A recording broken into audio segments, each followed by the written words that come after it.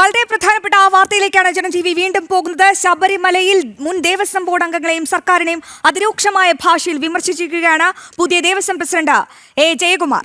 ഭക്തരെ അവരുടെ അടിസ്ഥാന സൗകര്യങ്ങൾ പോലും നിഷേധിക്കപ്പെട്ടു എന്നുള്ള പച്ചയായ സത്യം അദ്ദേഹം വിളിച്ചു പറയുന്നു. ആ വാർത്തയാണ് ജനം TV ഇനി ചർച്ച ചെയ്യാൻ പോകുന്നത്. മുൻ ദേവസ്വം ബോർഡിനെ അതിരൂക്ഷമായി വിമർശിച്ചിരിക്കുന്നു Thiruvithamkoor Devaswom board president K. Jayakumar.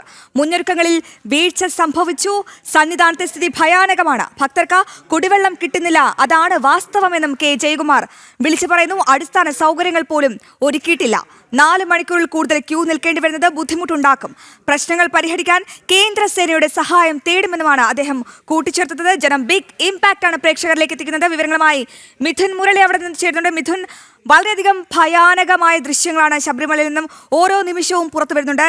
ഞാനിപ്പോൾ കാണുമ്പോൾ പല അമ്മമാരും ആ ബാരിക്കേഡ് മറികടന്ന് അയ്യനെ ഒരു നോക്ക് കാണാൻ വേണ്ടി ശ്രമിക്കുന്ന ഒരു കാഴ്ച. അവിടെ മതിയായ പോലീസ് ഉദ്യോഗസ്ഥർ പോലുമില്ല.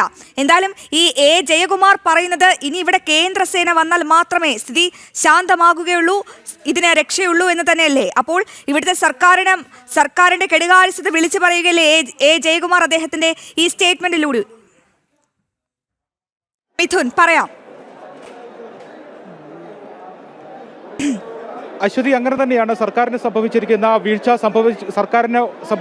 വീഴ്ച മുന്നൊരുക്കങ്ങളെല്ലാം പപ്പാടെ പാളിപ്പോയ അവസ്ഥ. ഇതെല്ലാം ഏറ്റുപറയുകയാണ് തിരുവിതാംകൂർ ദേവസ്വം ബോർഡ് പ്രസിഡന്റ്. സർക്കാരിന് ഓടിയുള്ള വിമർശനം തന്നെയാണ് അത്. പ്രധാനമായും അയൽ സംസ്ഥാനങ്ങളിൽ നിന്ന് വന്ന ഭക്തജനങ്ങൾ രോക്ഷപ്രകടനത്തോടുകൂടി പ്രതികരിച്ചത് ഈ കുടിവെള്ളം, ശൗചാലയങ്ങൾ അടക്കമുള്ള അടിസ്ഥാന സൗകര്യങ്ങളുടെ അപര്യാപ്തത സന്നിധാനത്ത് വളരെ ബുദ്ധിമുട്ടുണ്ടാക്കി എന്നുള്ളതാണ്.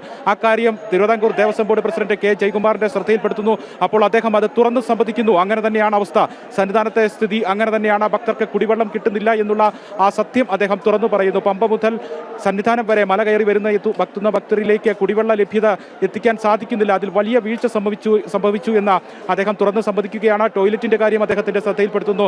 ടോയ്ലറ്റുകൾ ശുചീകരിച്ചിട്ടില്ല, വേണ്ട ശുചീകരണ തൊഴിലാളികളെ നിയോഗിച്ചിട്ടില്ല, ആവശ്യത്തിന് ശുചീകരണ തൊഴിലാളികൾ ഇല്ലാത്തത് വലിയ ബുദ്ധിമുട്ട് സൃഷ്ടിച്ചിട്ടുണ്ട് എന്ന് തിരുവിതാംകൂർ ദേവസ്വം ബോർഡ് പ്രസിഡന്റ് തുറന്ന് സമ്മതിക്കുകയാണ്. കഴിഞ്ഞ ദിവസം തമിഴ്നാട്ടിൽ നിന്നും ഈ ടോയ്ലറ്റ് ശുചീകരണത്തിന് വേണ്ടി മാത്രം 200-ലധികം തൊഴിലാളികളെ സന്നിധാനത്തേക്ക് എത്തിച്ചിട്ടുണ്ട്. ഈ പ്രശ്നങ്ങൾ പരിഹരിക്കുന്നതിനുള്ള നടപടികൾ ആരംഭിച്ചിട്ടുണ്ട് എന്ന് അദ്ദേഹം പറയുകയാണ്.